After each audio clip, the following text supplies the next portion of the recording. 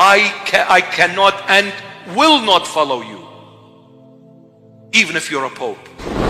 He is not a member of the Assyrian Church of the East. He completely forbid him from entering into any of our churches. But there is nothing mentioned, if he's a clergyman, let him be deposed from the church. Siguro kilala na ninyo siya. Ang pangalan niya ay nagpakilala na Bishop Marmaric Emmanuel. At siya daw ay bahagi sa tinatawag na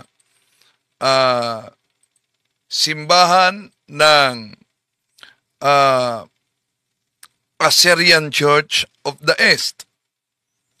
At pinag-iinitan siya sa Islam, lalo na sa mga extremist.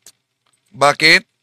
Dahil grabe talaga ang kaniyang banat sa mga Muslim.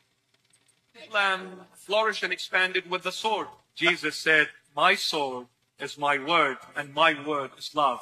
You flourish through love, not by chopping heads. أما عيسى ابن مريم فهو كلمة الله وروح منه. I speak Arabic, I write Arabic, I read Arabic. You will never see Muhammad, you will never see Buddha, you will never see Krishna, and the 320 million gods in the Hinduism, the pantheistic world, none of them you'll see. They are all man-made. You will only need Jesus. Ito bang tinatawag na Assyrian Church of the East ay bahagi ba ito, in communion ba ito sa Roman Catholic Church, mga kapatid? Hindi. Isa itong schismatic churches. O schismatic church. No? Yung Assyrian Church of the East na tinatawag din nila na Holy Apostolic Catholic Assyrian Church of the East. O tinatawag na Eastern Syriac Christian Denomination ay hindi ito in communion sa One Holy Catholic Apostolic Roman Church. Ngayon, itong si Bishop Marmaric Emmanuel na grabe din bumanat sa Islam, kaya kung nakita ninyo na inaatake siya sa isang extremist habang naka-live, no, pinagsaksak siya. Swerte na di siya na patay. May isang obispo sa Assyrian na nagsabing sasampahan daw nila ito ng kaso dahil sa paggamit ng Church of the Assyrian Syriac East. Tatalakayin natin ito, mga kapatid. Samahan ninyo ko. Kasi kamalingan, pag palaging inulit-ulit ay magmukha talaga ang kaguluhanan para sa ating mga kapatid na kulang ang kaalaman. Ang pagkadaya ay maranasan sa iba't ibang paraan. Pero napakasakit pag madaya tayo sa pananampalataya dahil nanganib pati ang ating kaluluwa. Viva Cristo Rey! Pro Dio et Ecclesia! Kumusta? Welcome sa ating live. At kung bago ka lang, mga kapatid, inanyayahan natin, huwag kalimutan na pindutin ang like sa ating live at huwag ding kalimutan na mag-subscribe at pindutin ang bell button para updated kayo, mag-comment at i-share ninyo. No.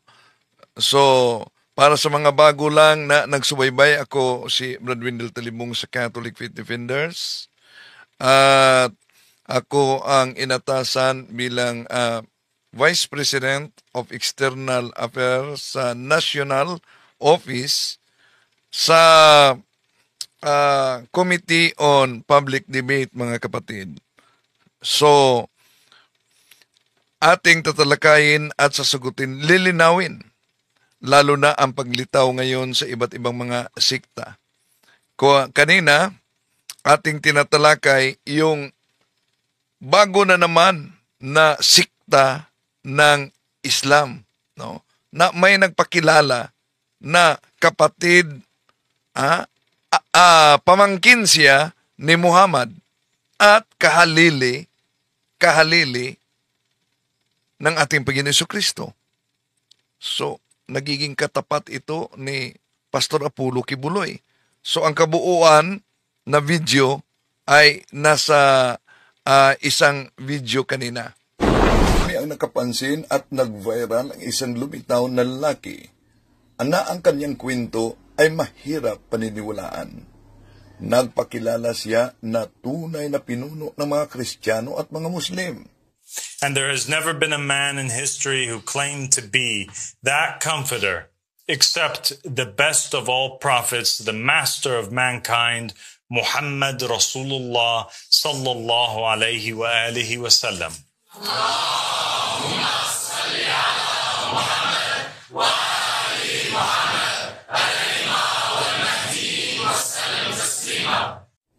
Nagpakilala din siya na tunay daw na kahalili ng ating Panginoon Jesucristo at ni Muhammad. He became the inheritor of the messengers, the successor to Jesus. At nakaakit siya ng pansin ng karamihan, kaya nag-viral ito. Ang pangalan niya ay Abdullah Hashim, pero ngayon nagpakilala siya bilang Aba al-Sadiq, na ang ibig sabihin, Father of the Truthful. Nagpakilala din siyang Santo Papa. And the Father of mankind, the true Pope. Nakahanap ngayon ng katapat ang nakakulong at tumakbo sa pagkasenador na si Pastor Apollo Kibuloy. Patiin ako na nga yung katotohanan. Ako ang daan at ang buhay. Amen. Pag di kayo dumaan sa akin, hindi kayo pupunta sa langit. Yan na, ako ang may-ari ng kaluluwa nyo. Ako ang may-ari ng sanlibutan ngayon. Tatalakayin natin ito. Pilipinas para ang bigas. 5 pesos na lang ang kilo. Iyon. Pag siya day manalo, mga kapatid, gawin niyang 5 pesos ang kilo ng bigas. Hindi pa ba sabi niya, siya ang may-ari sa buong mundo, pati kaluluwa.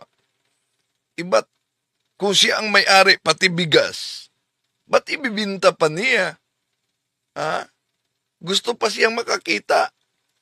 Maniniwala kaya kayo na pag siya'y manalo, gawin niyang 5 pesos daw ang kilo ng bigas. Sige, pwede kayong mag-comment diyan mga kapatid. Anong reaksyon ninyo sa pahayag ni Pastor Apollo Kibuloy na gawin niyang 5 pesos ang kilo ng bigas?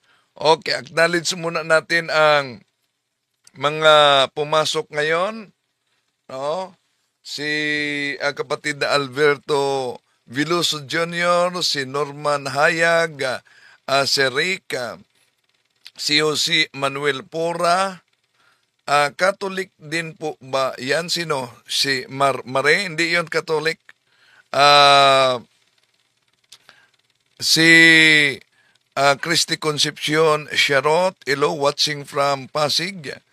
Arne Kabasag, Jose Noel Pura, si Rick, Arne Kabasag, si Noel Pura. Si Rick, good evening, mag-like po tayo. Si Mario Guerrero Elevito, nasa El Nido Fishing Ground, Palawan. Nandyan sila sa fishing boat nila. Ingat kayo dyan, kapatid. Maria F. Bartolome, si Andrea Mercado, si kapatid na Berna Ibersamal. Di ko mabasa ito. No? Does the Catholic will apologize for killing Jesus? Ano kayo? Hello? Imagination mo na. Ang Catholic ba ang nagpatay ng ating Panginoong Hesukristo? Yun. Kung mahilig kayo gawa ng story versus history, yon ang mapapala. chismis ang batayan. Pero kung tingnan ang history talaga, Gloria Encyclopedia Volume 5, page 106, Catholic Church, Greek Catholicos Universal, term generally applied to the Divine Society, founded by Jesus Christ. O, ang Katoliko ay itinatag ng ating Panginoon Jesucristo pagkatapos pinatay ang ating Panginoon Jesucristo sa simbahang Katoliko. Yan ang daming biktima sa maling akala. Si kapatid na Enz Carinio Basbas, si kapatid na Berna Ibersabal dyan sa Las Piñas City, si kapatid na Nining Haveliana, si kapatid na Ria Covi, Mario Guerrero, si kapatid na Nining Haveliana watching from Compostela, Davao de Oro, Christi Concepcion, Charot. Hindi po ako naniniwala ni Kibuloy na ang bigas ay magiging 5 pesos na ang kilo. Si Wilfredo Lopez, Noto Kibuloy. Si Mamay Santa. Good evening, Bro Windel at sa mga kapatid sa pananampalataya. Si Edgardo Galyado dyan sa Baybay City, si Angelos Domini watching from Tagaytay, si Amigo Music TV, si Serik, sekreto po yan, Bro Windel, yung nag-comment na kung nag-apologize daw ang Katoliko pagpatay ni sikreto po yan, Bro Windel, ang comment na kung nag-apologize daw ang Katoliko sa pagpatay kay Jesus. Okay, sisilipin natin sa pananampalataya at katwiran. O sila ngayon na pumasok.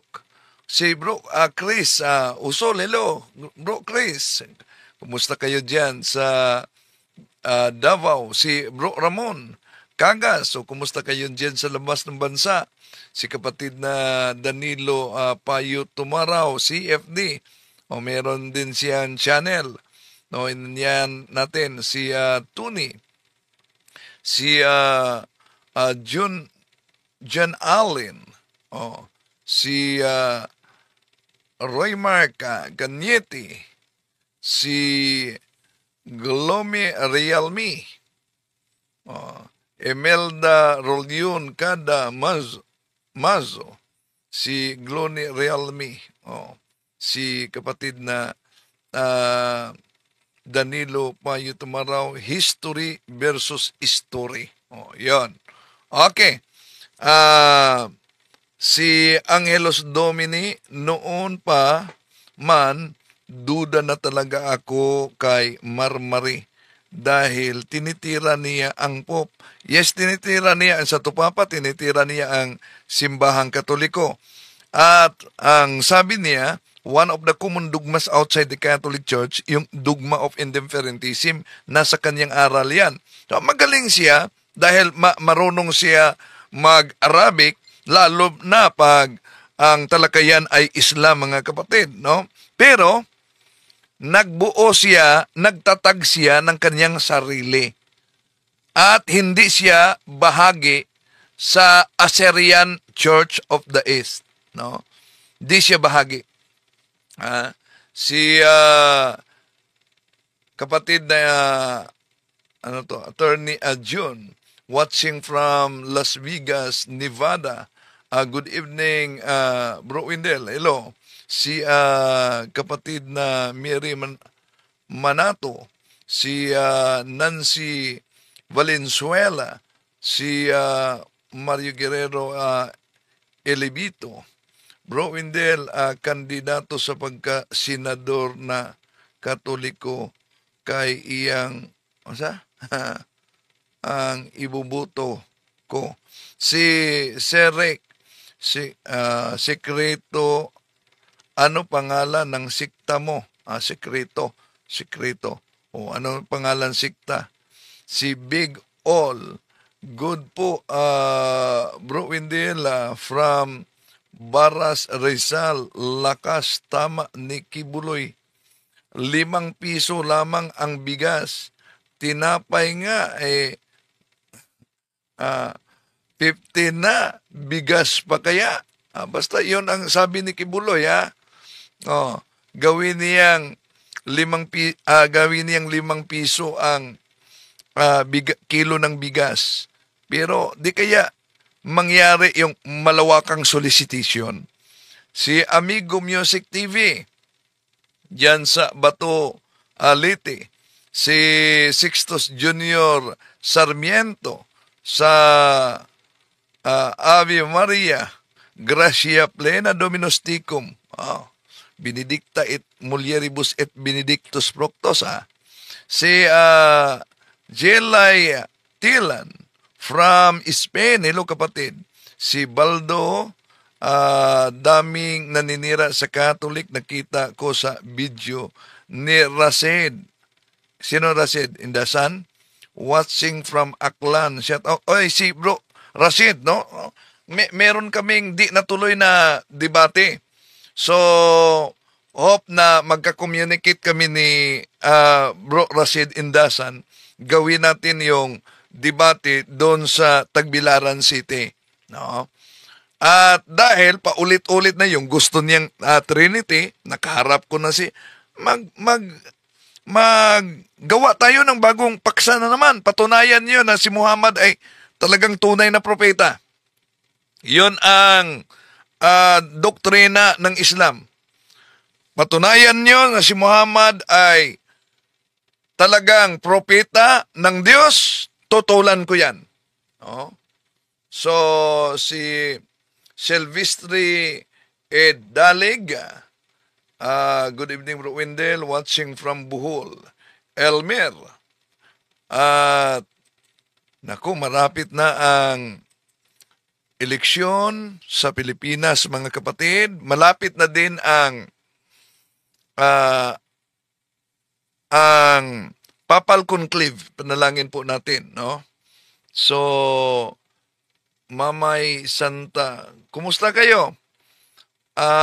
Sa inyo, malakas ba ang pamimili ng boto? Ha? O kayo na nagsubaybay ngayon, nakatanggap na ba kayo? Nako, ha? Si Mamay, sabi niya, praying for the peaceful election.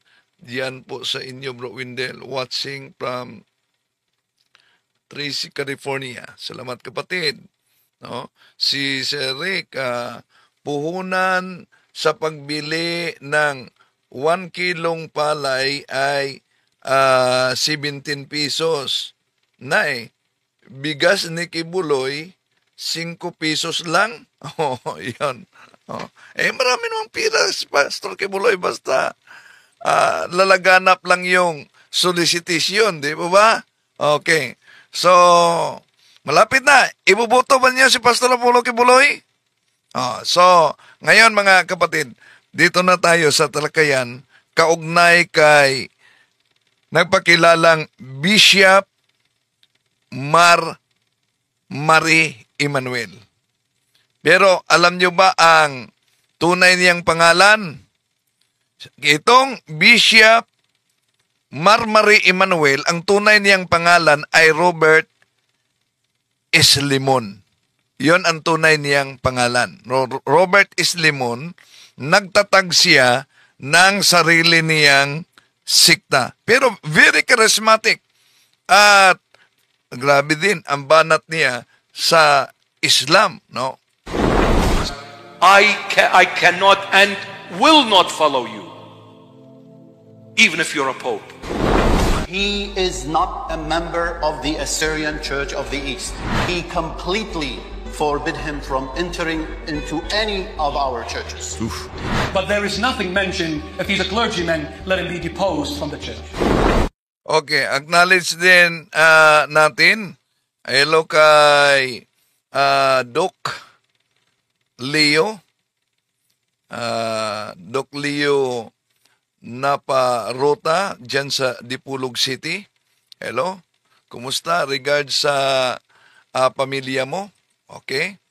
At sa mga teachers dyan sa Andres Bonifacio.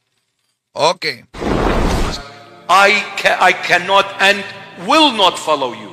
So, will not follow you even you are Pope. I cannot and will not follow you, even if you're a Pope. Sino ba talaga ito siya?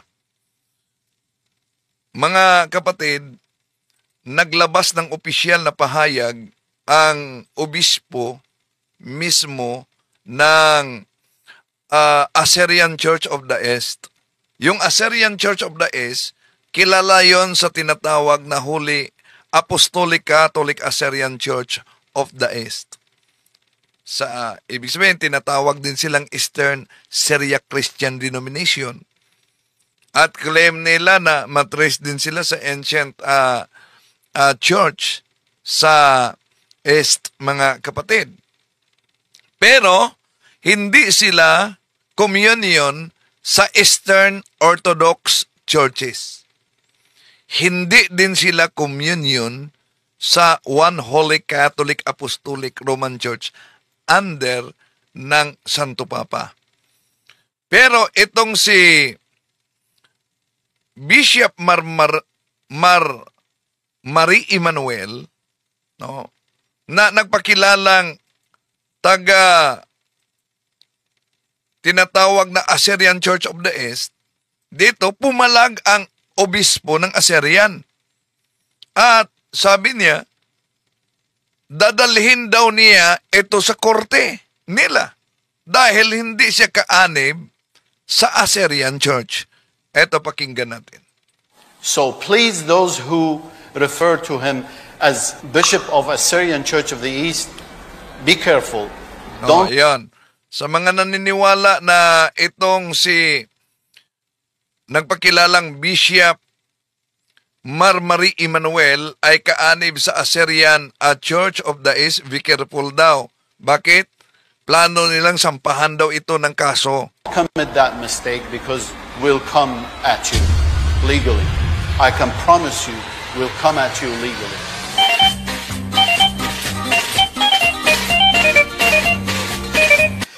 I have no habit of talking about people, but only I talk when I see someone talking ill about Christianity. This man, his name is, he calls himself Mar Mary, but his name is Robert Schliemon. So, ang tunay niyang pangalan, Robert Schliemon. He is not a member of the Assyrian Church of the East.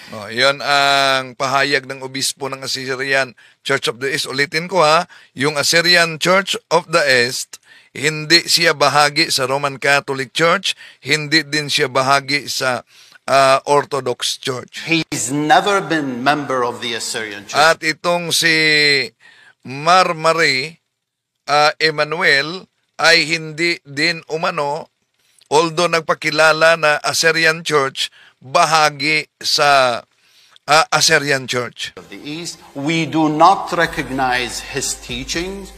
So tinanggap ng Assyrian Church of the East ang mga aral dahil nagtatag pala ito ng kanyang sarili si nagpakilalang Bishop Emmanuel, Bishop Marie Emmanuel, na ang tunay na pangalan ay Robert Schliemon. We completely forbid him from entering into any of our churches. So ibig sabihin excommunicated siya, no? Acknowledge natin ang mga pumasok, Severino Villaro diyan sa Southern Leyte, Gina Alcera, hello kapatid. Si Fachi Sabal Jorige, dyan sa City of Baguio. So, tuloy natin mga kapatid. He was ordained by the ancient Church of the East by Metropolitan Mariaku. So, na-orden siya sa naturang obispo. Then he was defrogged. Defraud siya. Ibig sabihin, mga kapatid, suspended siya. No? Di natin alam. Ano kaya ang kaso nito? It means he was suspended from his church. Now he doesn't belong to no church. So, di na siya bahagi sa anumang simbahan. Di na siya bahagi. So, acknowledge natin si Fi Adyuhang. Good evening, Bro Windel, at sa lahat ng mga CFD team in the world. Thank you very much sa mga aral na natutunan. Very inspiring talk tungkol sa pananampalataya ng simbahang Katoliko. God bless. Okay, tuloy natin mga kapatid. It came to my attention, he used the word Holy Apostolic Catholic Assyrian Church of the East. Yan. Ginamit na umano ni nagpakilalang Bishop Marmari Emmanuel ang kanilang simbahan. Immediately when I saw that, we sent him a letter through our lawyers. We said, hey, be careful. You do not belong to this church. You cannot use this church. So, nagpadala siya ng sulat sa abogado. Hello kay kapatid na Gina, kapatid na Romeo Raya. No? Nagpadala siya at may babala sila na itong si Robert na nagpakilalang Bishop Marmari Emmanuel ay hindi bahagi sa kanilang simbahan. Now let's see what he's going to say here. I just want to hold the baby Jesus in my arms. Because I want to pinch his fat thighs. You know the baby when he's so cute. Rah. Especially when they are a little bit fat so. Ooh, you have layers of layers of layers on their thighs and the arms here. I want to hold them as a baby because I will definitely make him cry by pinching him, kissing him, and spoiling him, and everything. Like, and then I can, if I go to hell after that, that's fine. I carried him as a baby.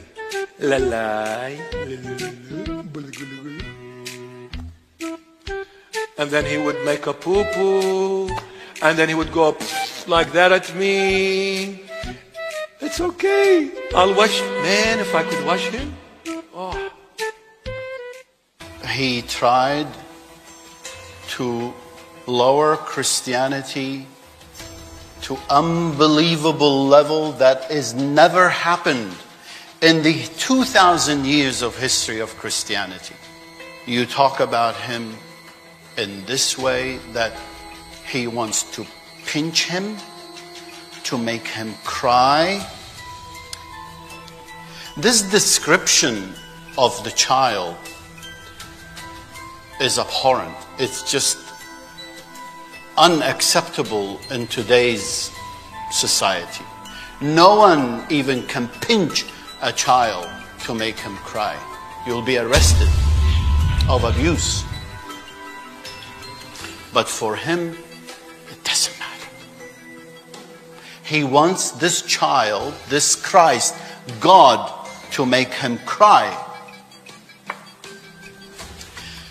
But the worst of all, he says, even if I go to hell, it doesn't matter. He spoke about hell as if he's going to a picnic.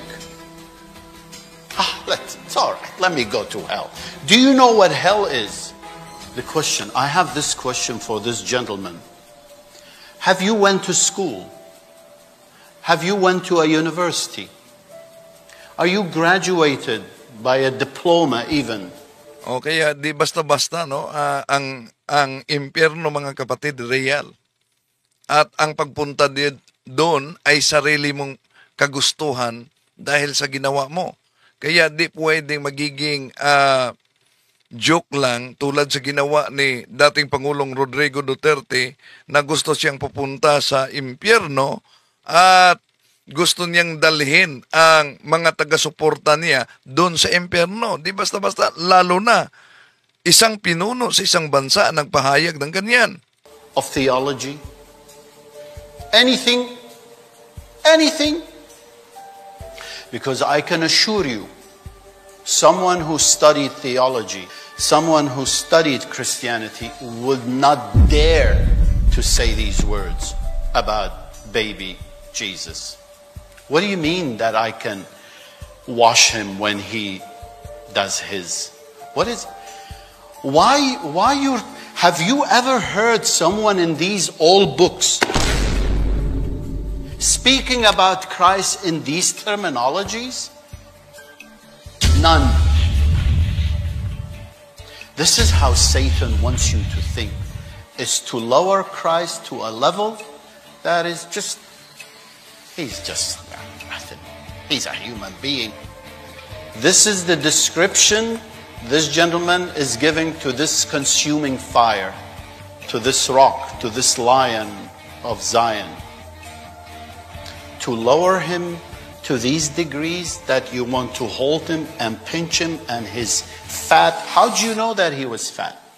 Some people, they preach sensitive issues in your heart to make you feel and say, oh, he's exactly talking about the way I feel.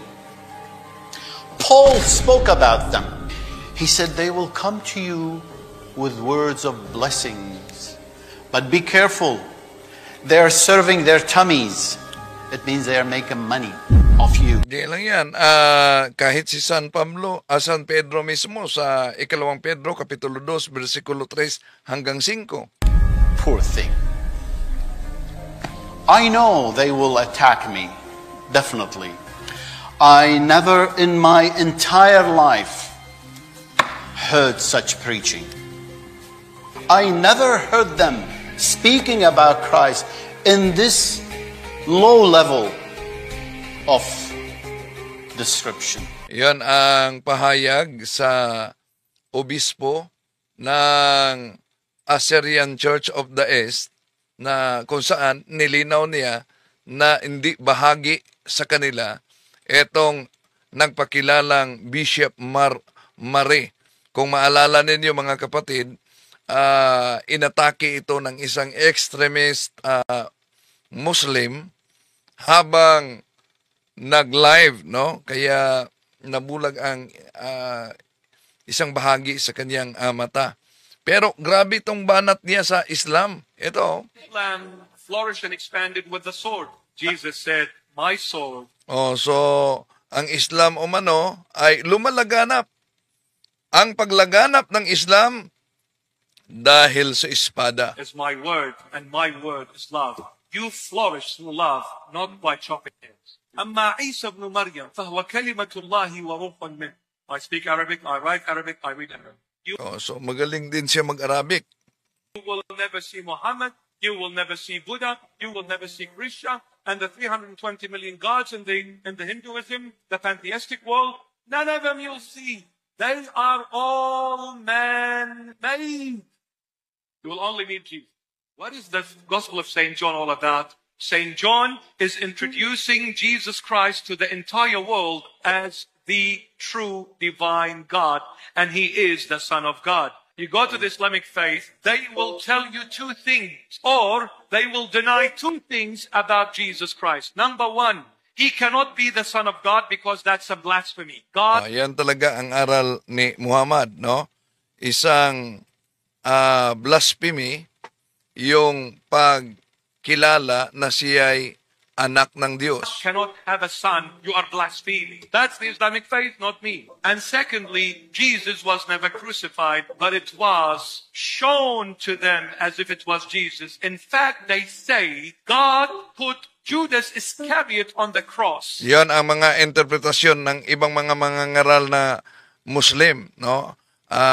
Iba't iba ang kanilang interpretasyon. Dahil sa Quran, ang naipako, hindi si Jesus, kundi kamukha lang ng ating Panginoong Hesus. Imagine, so yung nakasulat sa Quran ng mga Muslim,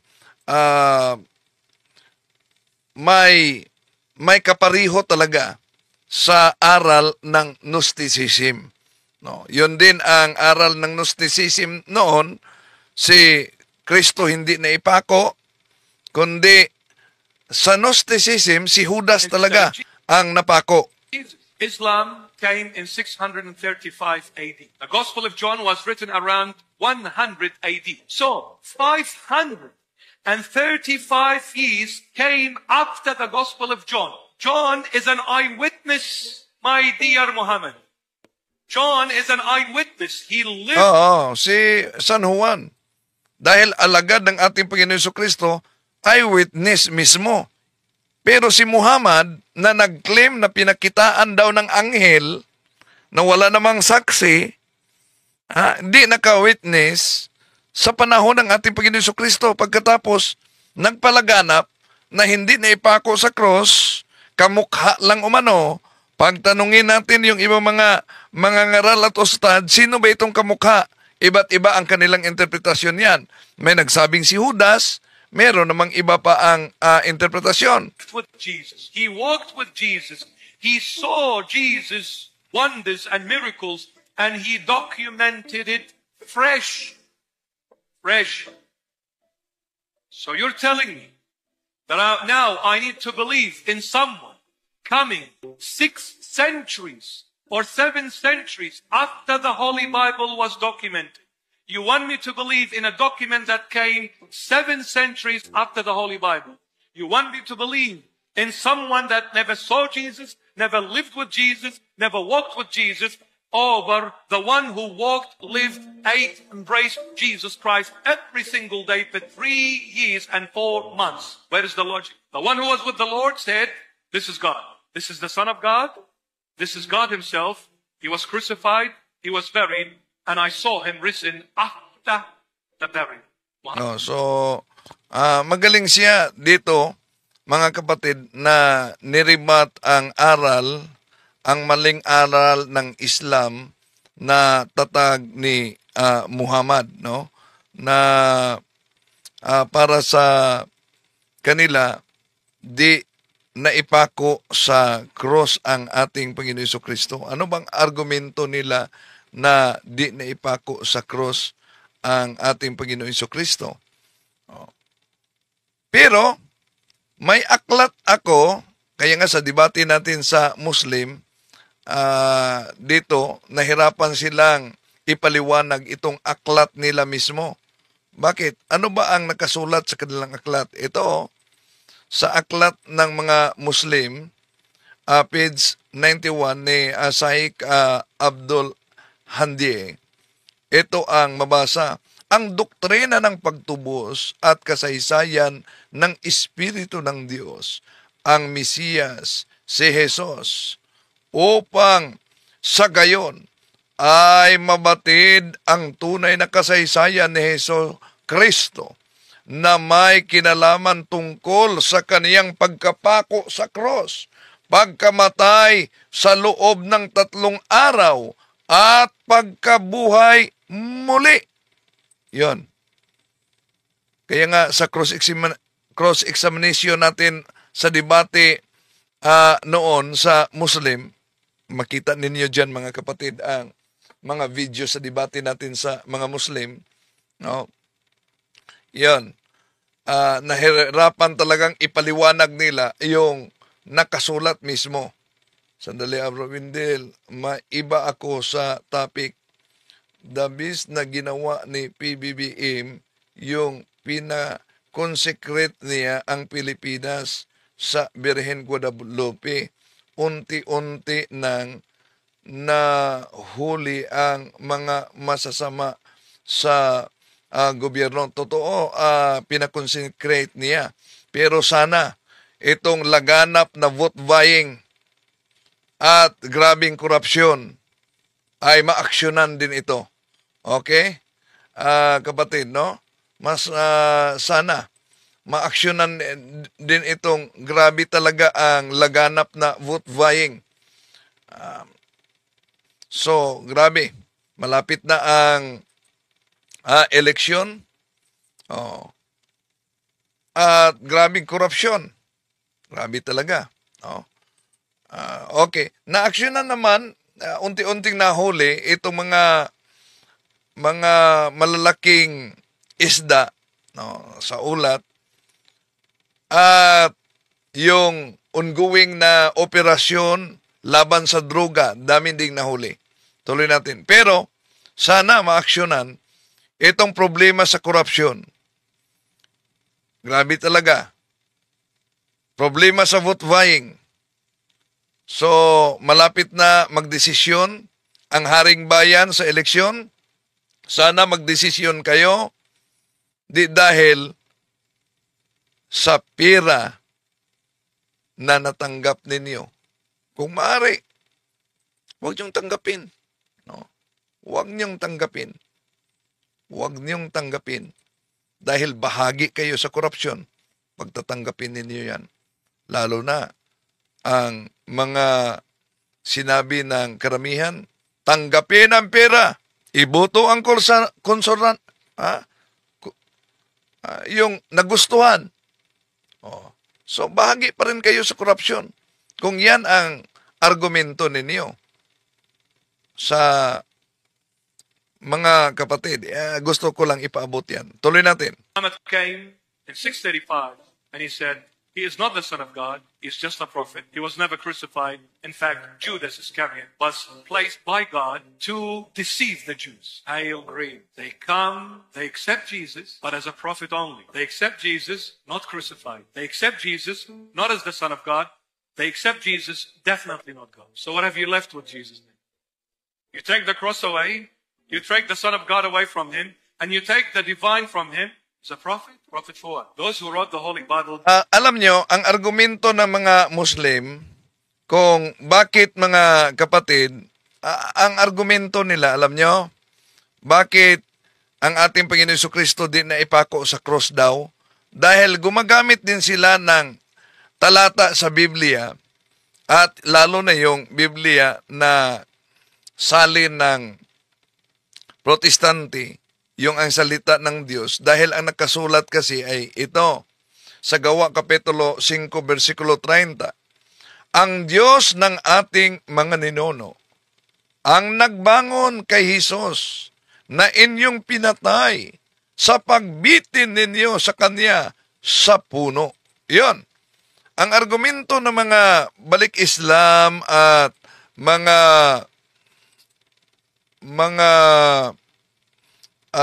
ustads, di po ba, naipako sa puno?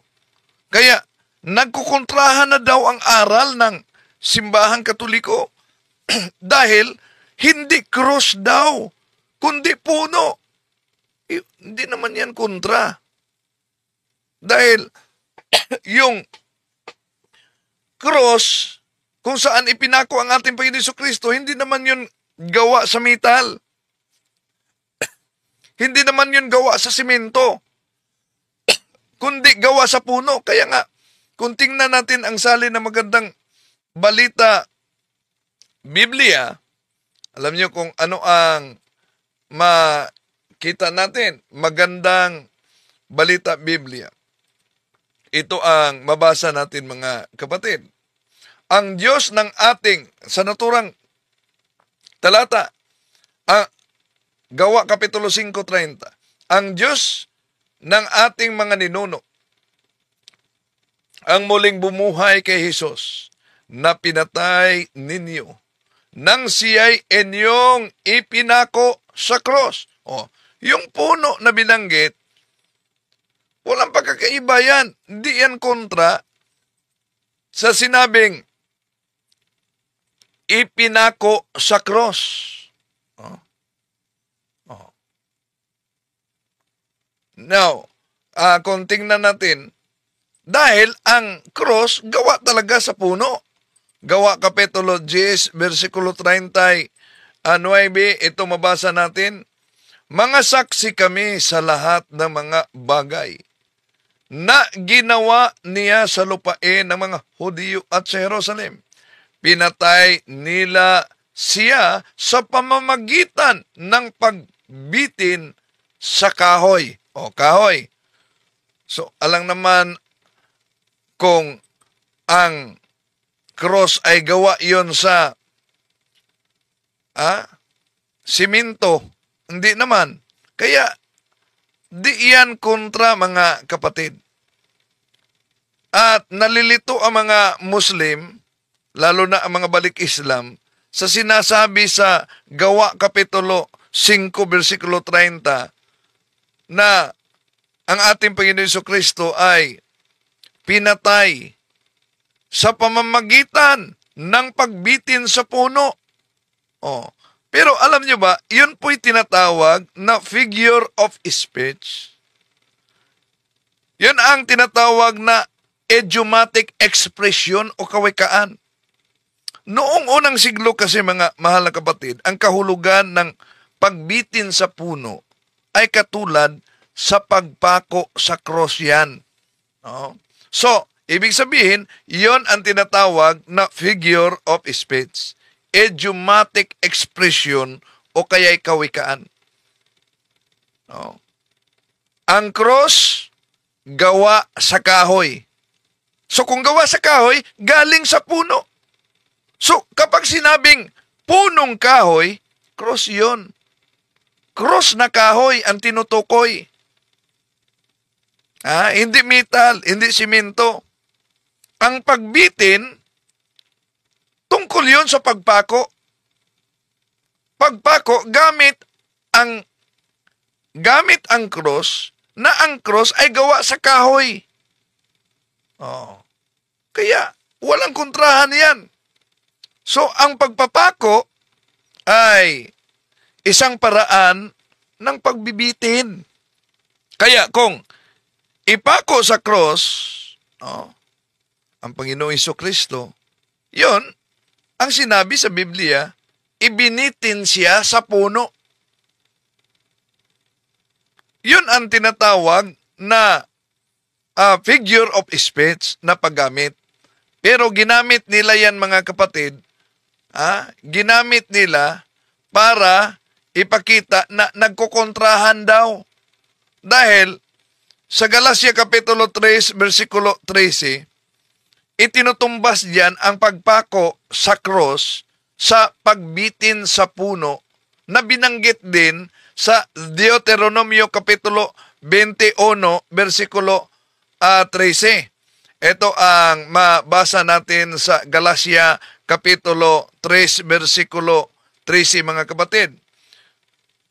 Sa sumpa ng kautusan ay tinubos tayo ni Kristo, na naging sumpa na ang atin sapagkat nakasulat, sinusumpa ang bawat binibitay sa punong kahoy.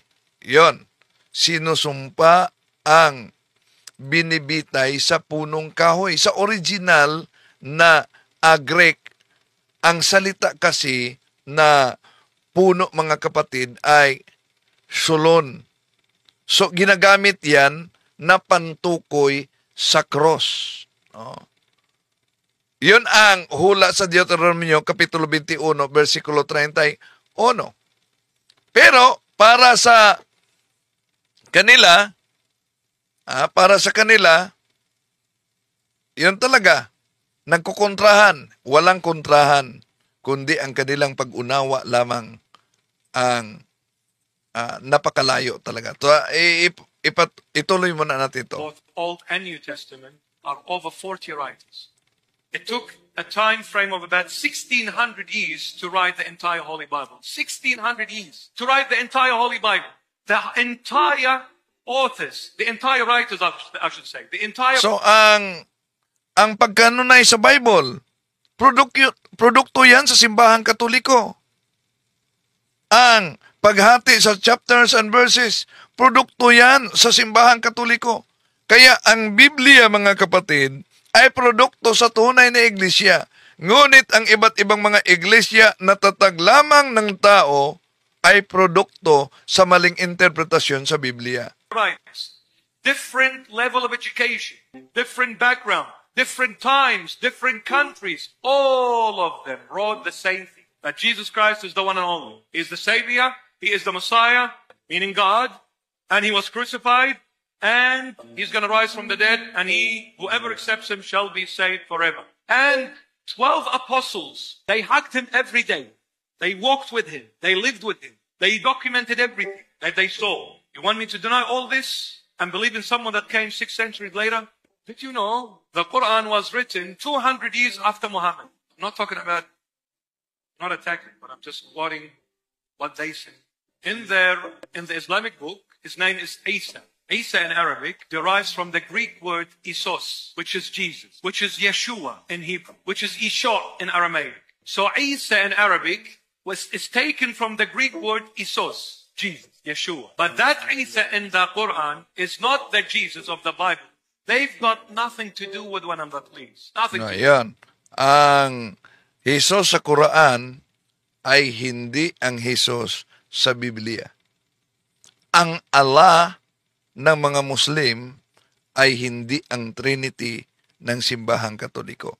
So, eto, kaya uminit dito ang mga extremist na Muslim. So, nakita siguro niyo sa video, inaatake siya habang naka-live. Dinagsaksak siya. Pero, swerte siya, di napuruhan. No?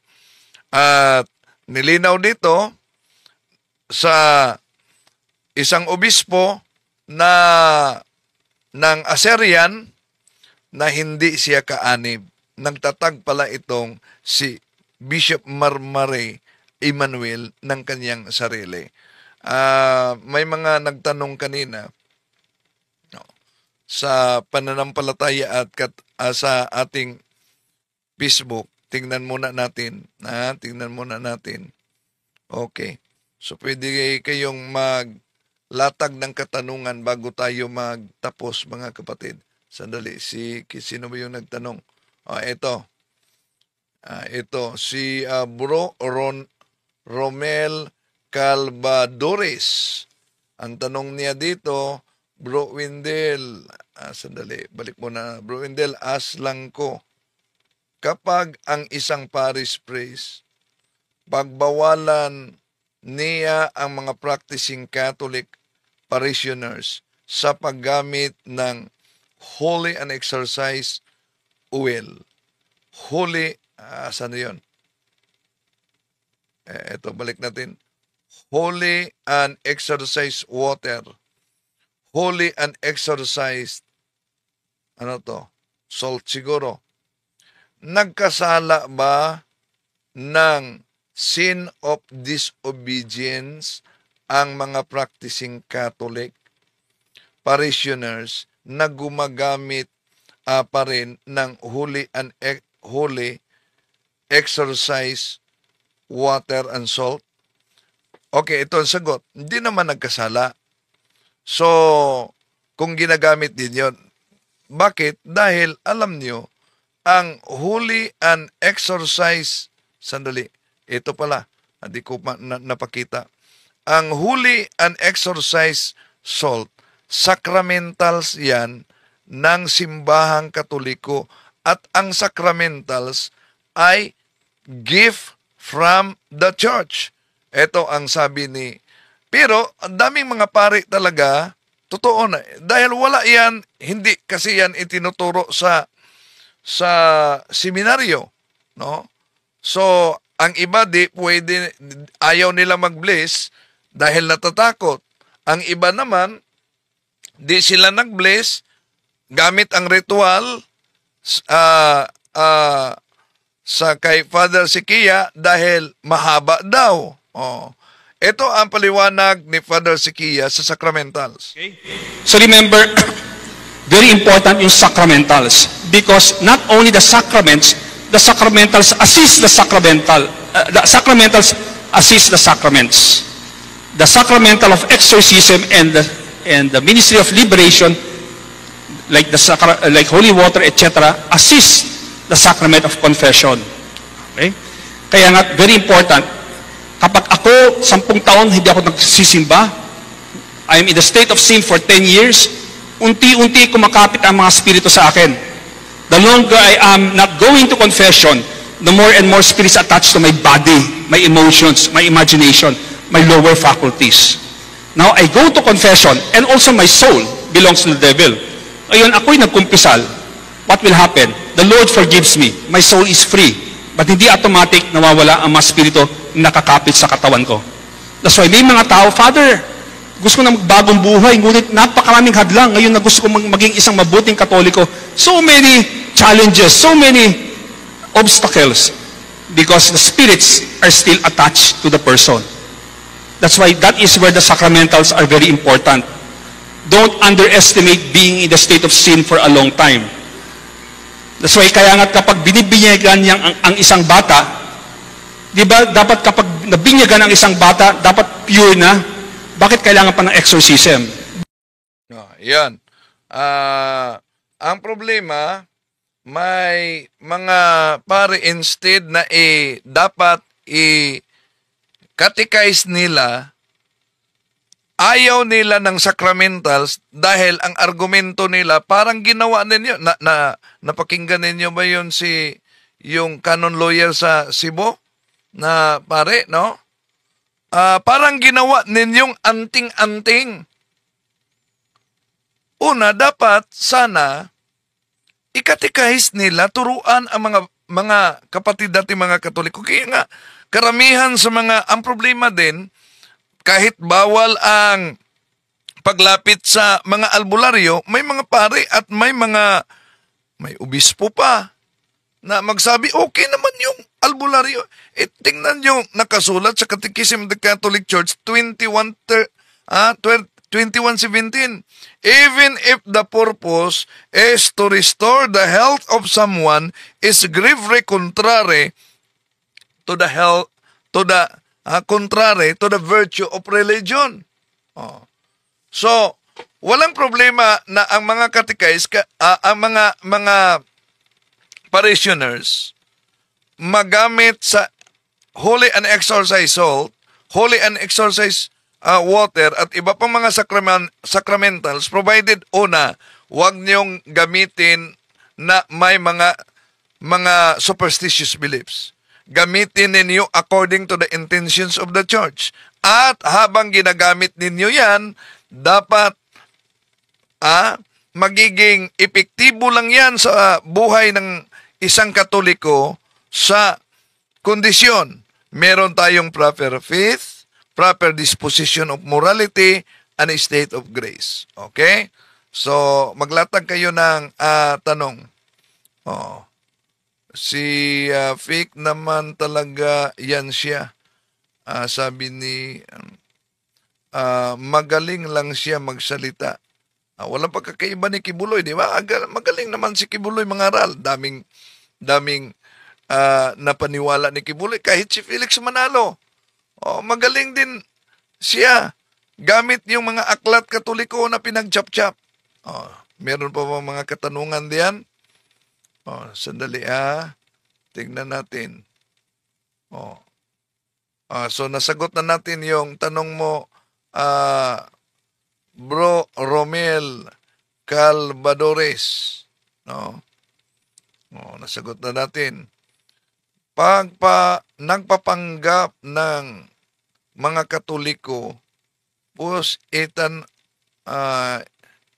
itanon sila sa news, kinakalat nila sa social media, hindi naman sila totoong pare. Okay. Even if I am Catholic, usually watch Bishop Emmanuel for my spiritual growth. He honors Blessed Virgin Mary. Yes, he honored Blessed Virgin Mary, kapatid Bernadette. However, isa siya sa mga schismatic dahil maliban na siya ay hindi kaanib at nag-claim lang na Assyrian Church of the East, nagtatag siya ng sarili. Napaka-istrikto talaga, no? Sa mga apostolis, 2 Juan Kapitulo 1, 1, versikulo 10 hanggang 11. Okay? Si Romel Calvadores, sabi niya, ask ko lang po, nagkaroon ba ng sin? Ito, nasagot na natin yan. Nasagot na paulit-ulit pala niya. No. Hindi ko alam pero dapat libre dahil ang pagpaari naman sa mundo. Ang kangkibuloy siguro ito. Okay? So, wala namang katanungan. Wala nang katanungan dito. Tingnan natin sa pananampalataya sa YouTube. Sandali. Huwag masanay na bilhin ang buto dahil ang vote buying ay isa tayo sa korap na bansa dahil sa pera. Alam nyo ba ang Pilipinas? Isa sa mga napakahirap na bansa. Alam nyo yan?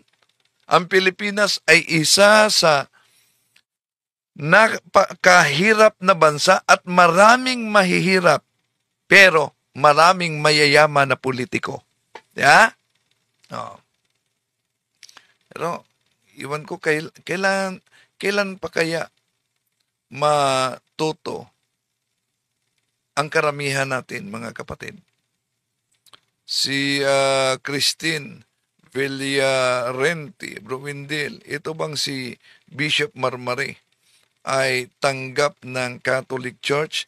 Nagtatag siya ng sarili niya. Hindi siya bahagi sa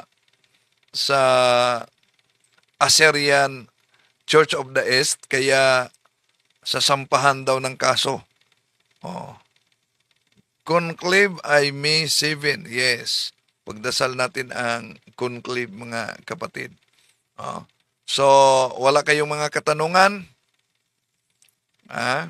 Si Bro Brad Calix, dating pastor ito, mga kapatid. Meron din siyang channel, no? I-follow ninyo si Brad Calix. Marami kayong matutunan sa kanya talaga. Napagandang talakayan ni Bro Calix. Si Rick, Bro Windel, mahirap magkaisa ang Pilipino dahil iba-iba ang salita natin. Tama naman, iba-iba ang salita natin, pero kung meron talagang prinsipyo na bawat Pilipino'y manindigan, yun bang, kung kayo'y nakatanggap ng, dahil napaulat na naman, di ba, na mayroong shading at may bayad yung, may ibibigay na pera yon. So, dapat talaga, tingnan nyo muna yung picture, mga kapatid nating Katoliko, yung picture sa pamilya ninyo. Ito bang desisyon ninyo sa pagtanggap? Sa pagtanggap ninyo ng pera para sa eleksyon, nararapat ba yan para sa pamilya ninyo? Nararapat ba yang ipakain sa pamilya ninyo? Dapat mag-isip-isip kayo niyan. Kahit pa may mga pare na marinig natin, at tanggapin ninyo yan. Sundin nyo lang ang konsensya. Di pa rin yan pwede, mga kapatid. Bahagi pa rin kayo sa korupsyon.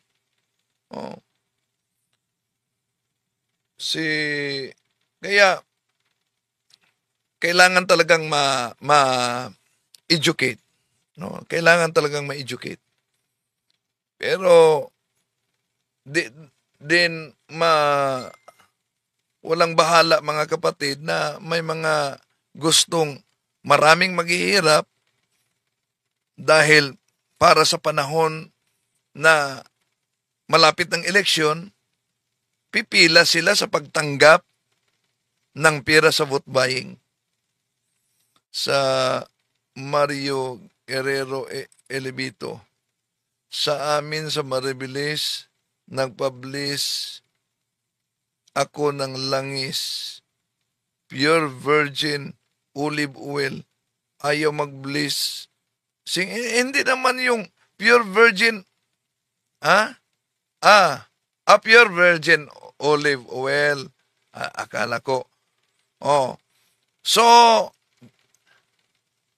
meron talagang ganyan na di talaga sila mag-bliss dahil una, di nila alam bakit kailangan talaga na merong ganyan. Bakit? Di naman yan tinuturo sa seminary. No? Kaya, punta na lang kayo sa mga exorcist. No? Kung mapansin ninyo, ang ating mga kapariang exorcist, meron pang ilang mga pari sa loob mismo ng simbahan na gustong makipag-away. No? Sa mga, di nila alam ang paghihirap sa mga exorcist. No? Si Gary TV25, ito sabi niya, dami talagang nagbigay pero hindi nila alam mas mahirap pag nakuha ang tao sa lagay. Kaya walang asenso ang Pilipinas pag ganyan ang kasanayan. Iwan ko, kailan pa tayo magbago mga kapatid, no? Para sa totoong pagbabago talaga. No. Mahirap na kung ang mangimbabaw talaga yung interest ng politiko at hindi ang interest ng mga tao. Crusader, bubutuhin natin sa conclave si Cardinal Peter Turkson na world's first black pope. Hindi naman tayo pwedeng magbuto. Mga cardinals ang makabuto sa conclave. So, may surprise na mangyari. No, hope na ngayong 7 makapili sila. Sino? Sana. Nangangailangan tayong tulad ni Pope Benedict XVI na knowledge at tradisyon, ang talino at ang pagpahalaga sa tradisyon, at nangangailangan din tayo ng tulad ni Pope Francis. Yung reformation sa loob ng simbahan. Yung motto proprio niya, Vos estes lux mundi. Ano yon? Inatasan niya ang lahat ng mga obispo na kung may pare na involved sa sexual abuse, kailangan talagang i-report iyan ng obispo. At kung walang ginagawa ang obispo kaugnay niyan, kahit pa may iskandalo, kung siya'y i-report sa apostolic nuncio, may leha na mag-report sa apostolic nuncio. Ang apostolic nuncio mag-imbestiga. At kung maimbestiga ng apostolic nuncio na wala talagang ginawa ang naturang obispo, tatanggalin siya sa pagka-obispo. Yun ay bahagi sa reformisyon. Merong mga naibalik na sa pagkali na pare. Merong naibalik na sa kardinal mismo na ibalik sa pagkali. Merong kardinal na dahil sa korupsyon ay nasampahan ng kaso. Ganon talaga ang reformisyon sa pagsisikap ni Pope Francis hanggang kahuli-hulihang bahagi sa kanyang buhay. First blessing, final blessing, bago namatay. Si